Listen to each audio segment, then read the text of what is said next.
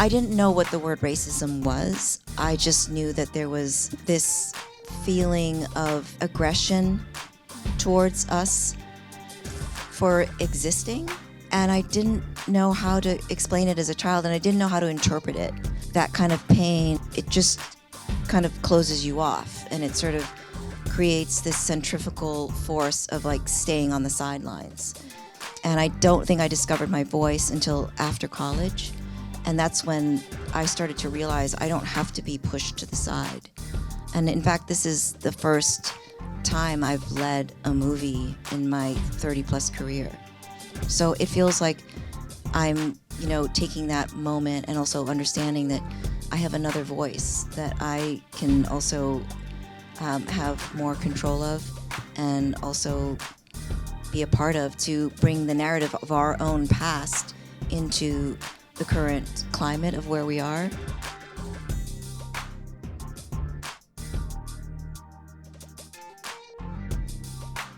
As I understand it, the journey to getting this made, to having it on screen, took 8 years. And in that time, not that we need reminding, there was a pandemic, there have been strikes. I also understand that you guys got, 16 to 18 financiers. How do you pronounce that? Financiers? Financiers. Financier is the cookies, right? Yes, that's right. Cookies got a bunch of cookies, that's all we got. Actually, we did start with cookies, and it really took a long time to get financiers. You got 18 of them. We've got 16 of those guys. Well, look, I'd like to know, in that time, Lucy, I'll start with you as a producer. What kept you going? What made you fight for this film over the course of this many years? This is such an important story, and it is a universal message about love and about struggle. I think it's about marginalization as well. And there is an undertone of advocacy for, people who speak different languages and come from different places, as well as the healthcare system. And I think there was a failure in many different areas and different levels. And this is a story also of deep shame and culture, as well as the stigma of what mental health is. And I think that is what was heartbreaking about this story, that it was true. And it was something that we felt was vital to bring to light and to discuss and to spark conversations so that we could, as a community, understand and grieve and also learn. I mean, it is a really hard story to read. The original piece in the LA Times by Frank Chong. I imagine, Marilyn, that it's hard to adapt when you have so few facts about the people involved. And it really struck me as I was watching the film that you changed certain things, you had to invent certain things. But a story like this could easily be exploitative or grotesque, right, as a true crime tale in a way. So what was your North Star for deciding what you would keep, what you would change? I noticed that you didn't include any scenes of her in prison, which is a part of Frank's piece. So this is interesting. I very recently went back. I wanted to be able to talk about the film in an honest way, and I went back and looked at my first notes about this story after reading the article. And even from the very first moment I had read the article, my note said that this is a story about a mother's love for her son, and it's going to be about motherhood. It's about a very, very strong love, and what is the best way to tell that kind of love story? I had thought about making the entire film take place in, let's say, 4 days, leading up to Irene's final act. I thought that might be a really interesting kind of suspenseful thriller. And then the more I thought about it, I realized, well, if you only have 4 days, you don't get to explore the undercurrent of shame and guilt and hiding that I think these people felt. And that felt really important then to explore Irene's community, to explore Joe's community, and to see the places where they were feeling support, the places where they needed more. And that became, I think, that became the North Star. Can you tell me about what your mindset was like when you started the screenplay? I understand that the producers came to you and you were pregnant with your twins at the time. Correct me if I'm wrong. Yes, that's exactly right. I was a new mother and completely frightened, unprepared, didn't know how that was going to go. And so getting to explore Irene and Joe and Lawrence, you so beautifully reminded me the other day that it is just as much about a son's love for his mother. So. Yeah. Now, Eric, I'd like to understand, your background is in cinematography. This is your directorial debut. This, great. This film has such a unique visual language for Joe's schizophrenic episodes. And I was wondering if you could tell us a little bit more about how you landed on, avoiding some of the cliches we've seen around depictions of mental illness. I mean, there are many films that have depicted schizophrenia as, numbers flying at your face, things like that. So where did you begin when you were thinking about how to show what's happening inside his head?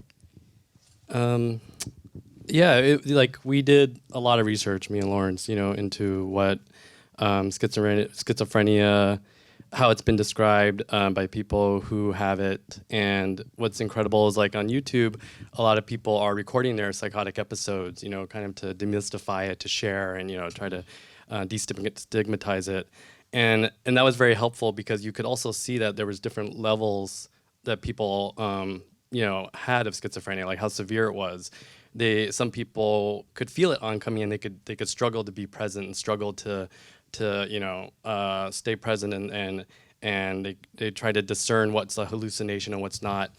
And that's where I felt like Joe was. He's at this place where he's trying to struggle, prove to his mom that he can be strong enough to go back to school, and that the therapy's working. And we hopefully the audience feels that and roots for him, and so when we were doing research for schizophrenia, like what those psychotic episodes were like, a lot of people say, yes, you hear these auditory hallucinations, but then you also feel like doom, right? You feel fear. And how do we give that sensation? A lot of it was the sound design, and it wasn't like making it legible. It's not about hearing the voices or understanding the voices, but seeing how Joe is reacting to it and the torment, and how he's trying to not succumb to it. We play these voices in reverse, in the sound design, and in certain moments when it's the memory, it's the lyrics of My Blue Heaven backwards, right? And they're whispering that, and that's when he's being, he's has these memories of his father and his home, and when he's trying to protect them, we play. In Frank's research, we heard that George, the boy, had an interest in law enforcement, so we play the oath of the LA County sheriffs, someone saying that backwards, right? Because it's about protection, it's about wanting to protect the family and his mother and the home. So grounding that and making it, rooting it emotionally, and giving it an emotional foundation was just very important for us to make it sort of legible in an unconscious way for audiences. Yeah, well, for both you and Lawrence, I'd love to understand a little bit more about how, Lawrence, for you grounded your character. I mean, we should also applaud that this is your first film role. What a, and that's an incredibly challenging part to step into as a newcomer. So how did you find Joe? I know that sounds like an abstract question, but did you also watch YouTube videos? Did you know that this was the sound design that would happen? Yeah, finding Joe was all about understanding what this story is about and where it comes from. And yeah, like Eric said, I spent a lot of time before we started shooting we spent a lot of time prepping, and a lot of that was research. So we read books, we watched YouTube videos, watched documentaries. We even interviewed some psychiatrists, some doctors to learn more about real life experiences, right? What schizophrenia is and also what it looks like and how it affects people. But another part of it was also, I think, understanding who Joe was as a person, because Joe is not just a character. He's inspired by the life of a real boy.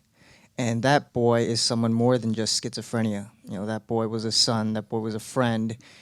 He was a member of this community, of a school, and he had so many things in his life that made up who he was. And so as an actor, you have a responsibility to understand that and to explore that before you step into this world.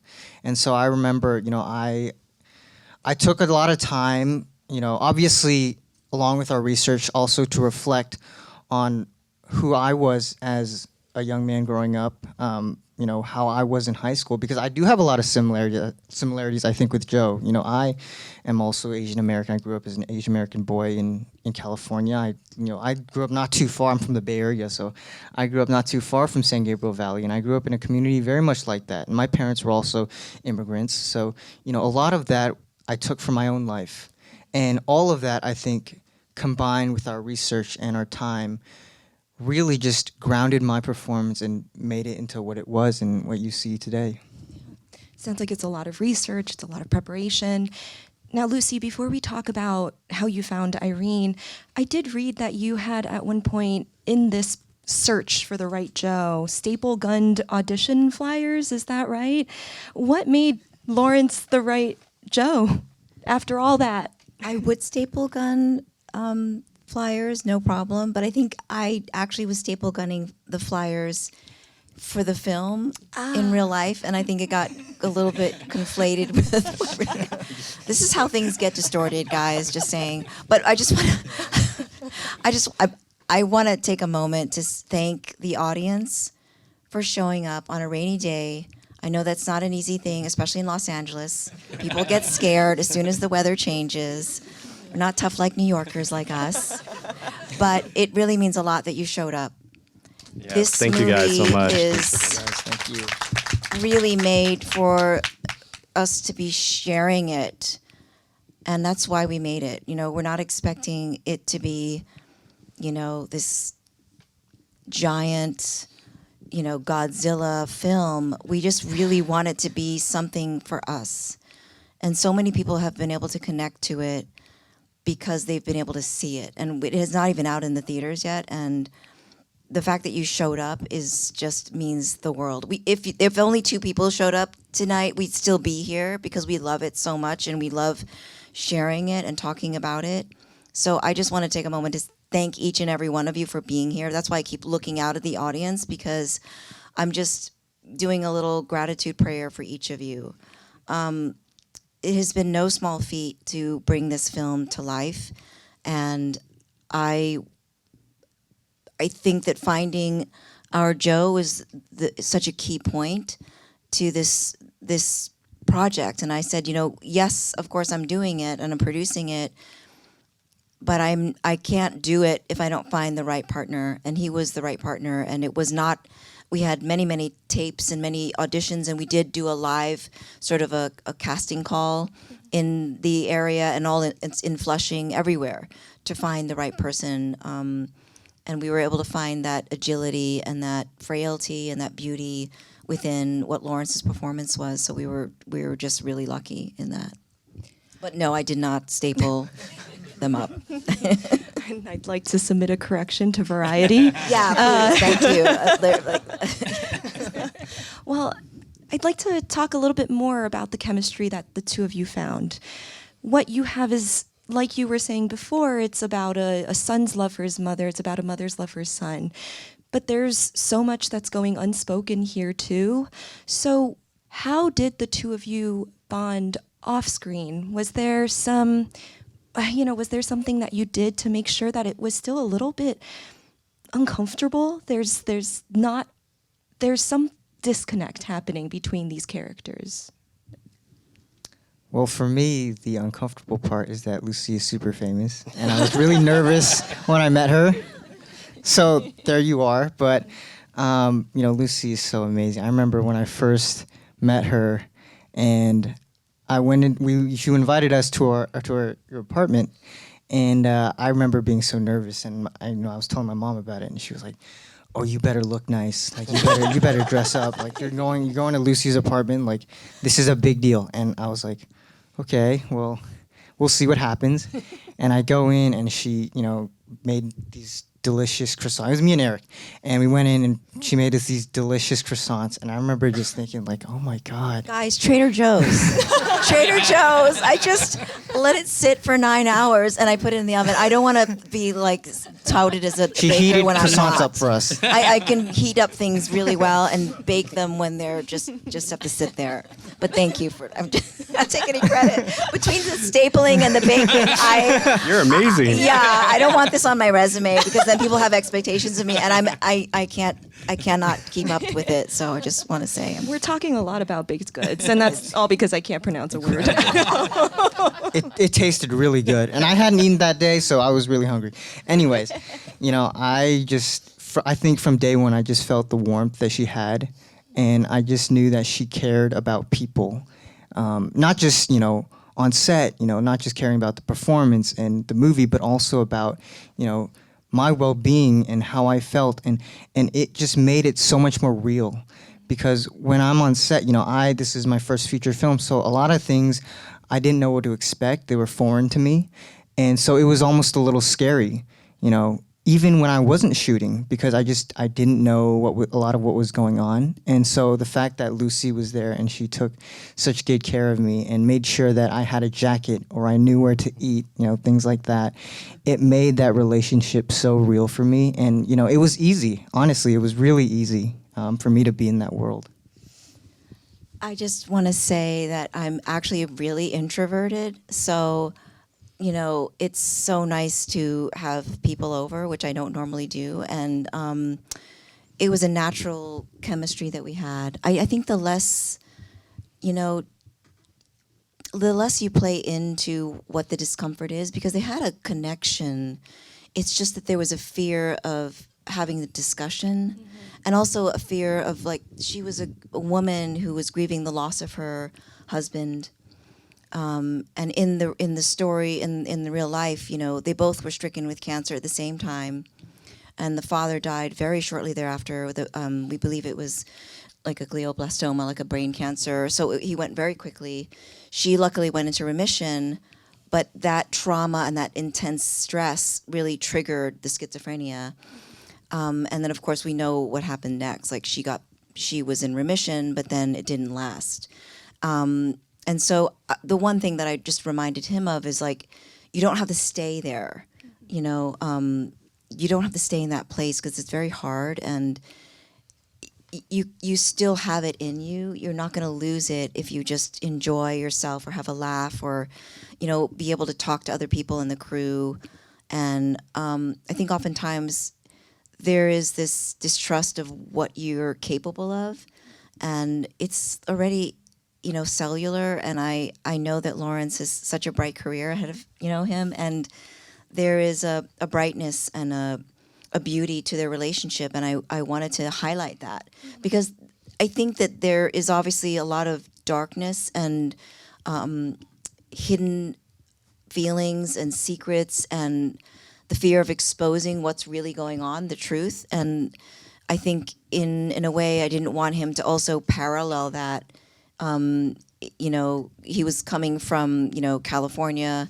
He was, in a different place doing something, that was, it was fast. It wasn't even like a feature film that took over 6 months to shoot. It was a very fast schedule. And so I just wanted him to enjoy himself and, like, be a kid. You know what I mean? Like, that's so important. I think we should all be kids. Like, that's what keeps us young, is our curiosity, right? And and I could see him kind of sometimes on set, getting to that place, and I would just talk about food. I don't know why. I'm like, did you eat? Like, did you try the so and so at the craft service? Something to, like, bond that moment of connection. Well, I really like what you just said about the brightness in this relationship, because it kind of, that along with the darkness of everything that happens, it really evokes a character like Irene. She's so full of contradictions. You know, this cancer is coming back for her. She's so frail, but she's actually really strong. She has a lot that she wants to communicate, but she wants to save face. It's she's I mean, I'll say that, you know, I've seen you play characters who have spoken Chinese before. I've seen you play characters who are mothers. You know, but this is maybe the most immersive role that you've taken on. And Lucy, I do wonder how, it's a similar question to the one I asked Lawrence. What helped you find her? Was it when you got the makeup on? Was it, I mean, I know that sounds superficial, but what helped you find her? Was it capturing the accent? Now I'm just putting words in your mouth. I'm curious what brought you there. I think for me it was really understanding the dialogue and really going back to my roots. I grew up speaking Chinese, and that was the only language that I understood for, you know, most of my childhood, actually, until I was at least 5. When I went to school when I was like a little before 5, like 4.5, public school. And I really had no grasp of what was happening. There was a loss of, you know, safety and protection, and I really didn't know. I was immersed in this world I did not understand and figured out very quickly. I think, you know, that's what you do when you're a kid. You just try to blend in as fast as you can. And so going back and connecting and tethering myself to a place of childhood really was difficult, because it brought up a lot of, you know, memories, and not all of them were good. And I think that the connection of my parents from that time also was helpful in the way that I saw how much racism they had to deal with. And I didn't know what the word racism was. I just knew that there was this feeling of, I guess, aggression towards us for existing. And I didn't know how to explain it as a child, and I didn't know how to interpret it. And it felt fiercely, I guess, violent in a way. And I think that kind of pain it just kind of closes you off, and it sort of creates this centrifugal force of like staying on the sidelines. And it keeps you there because you don't know how else. The motion of that, you know, is just going to push you to the side. And I don't think I discovered my voice until after college. And that's when I started to realize I don't have to be pushed to the side. And in fact, this is the first time I've led a movie in my 30-plus career.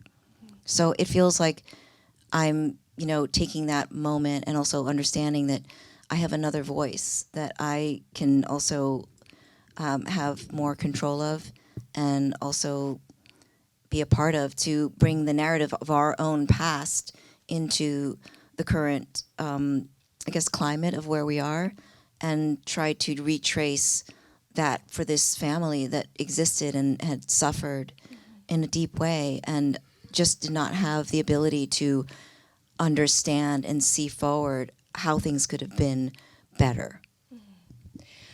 I mean, I'll say, going off of that, right, it's rare to have a panel I'm moderating where all the talent is AAPI talent. So to that end, yeah, this film is also remarkable.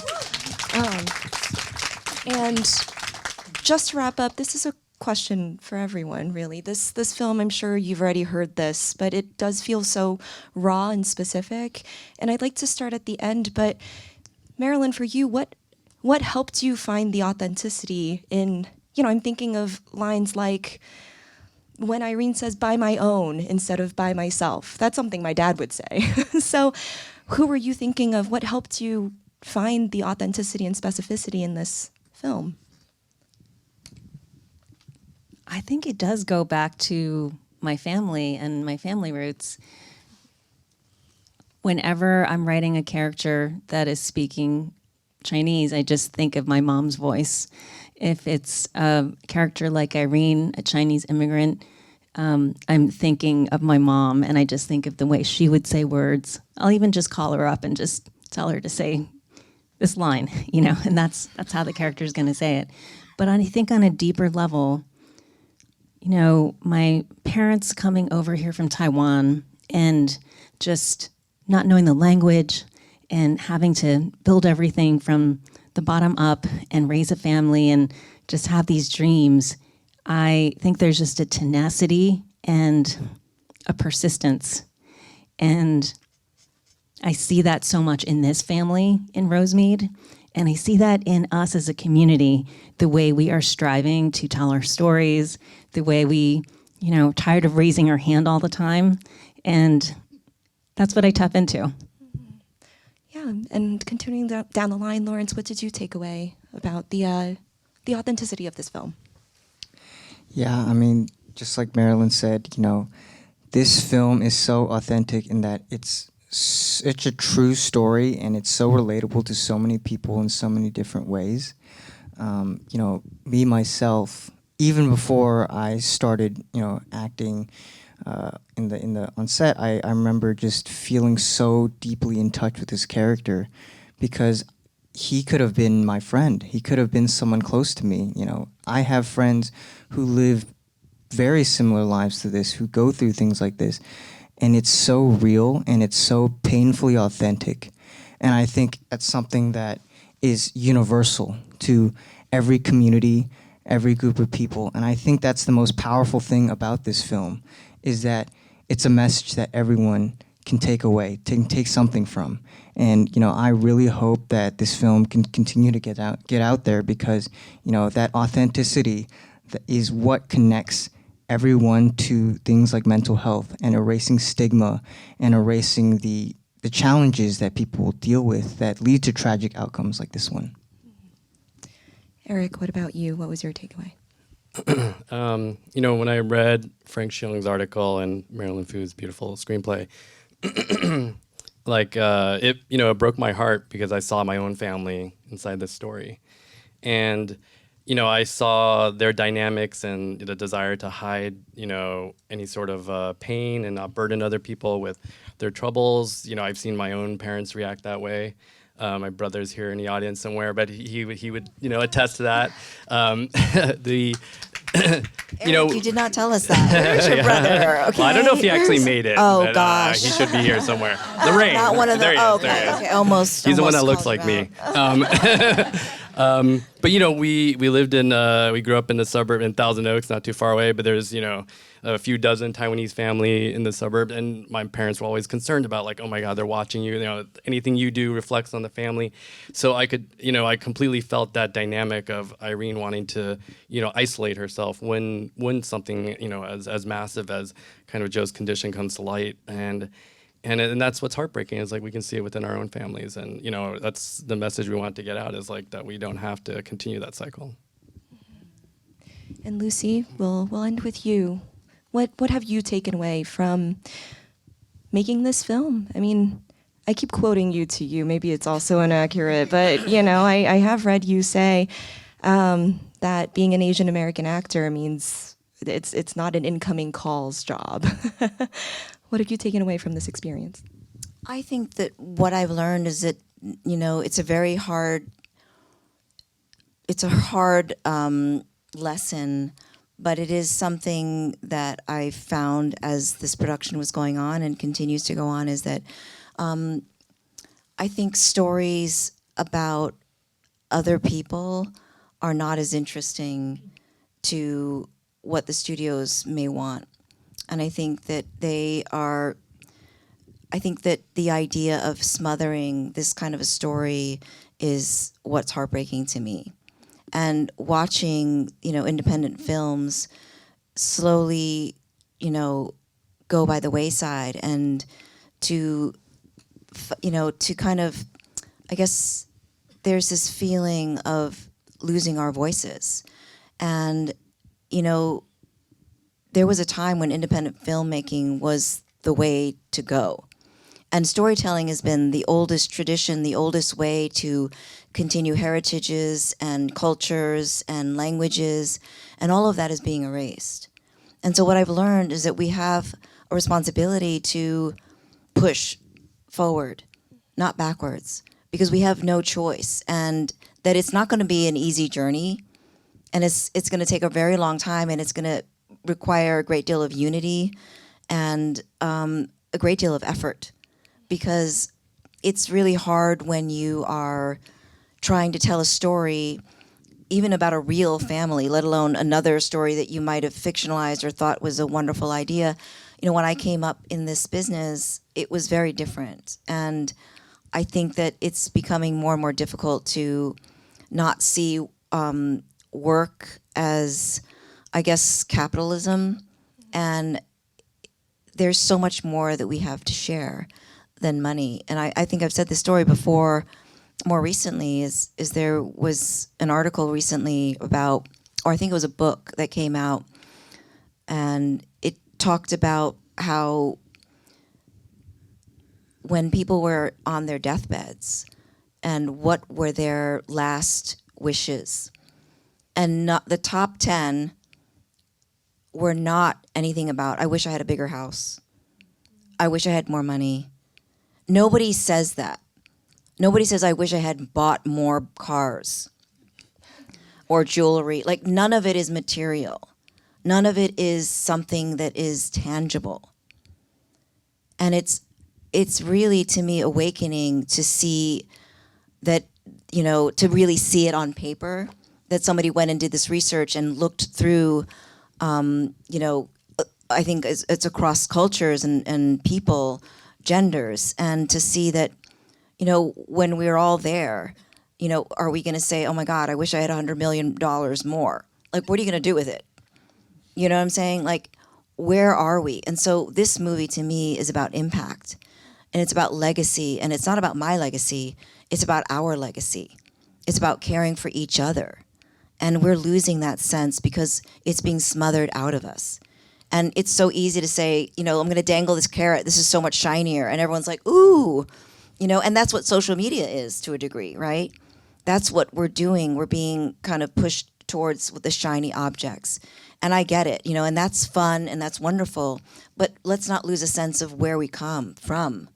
Because, you know, and somebody said it today at this event that we went to, like, we haven't come this far to come this far. Like, that's just, it was so succinctly put. Michelle said it, and it was just beautifully said. And it's true, like, this is not, we didn't get all the way here to get here, you know? So let's remember that, you know? And that's what this movie has reminded me of, because it's not even about the result of Rosemead, because it is here, we finally have it, we want to share it, and then, like, things are going to carry on. But what happens after that, you know? And that's what is important to me, you know? The longevity of where we are and how we are going to continue doing. Yeah, we didn't come this far to come this far. I mean, on that note, I'd just like everyone to know, please stay in your seats while we exit the stage. But everyone should know that this film will be in New York on December 5th. It's out in LA December 12th, and it'll expand in January. Thank you all so much for being here. Thank all of you.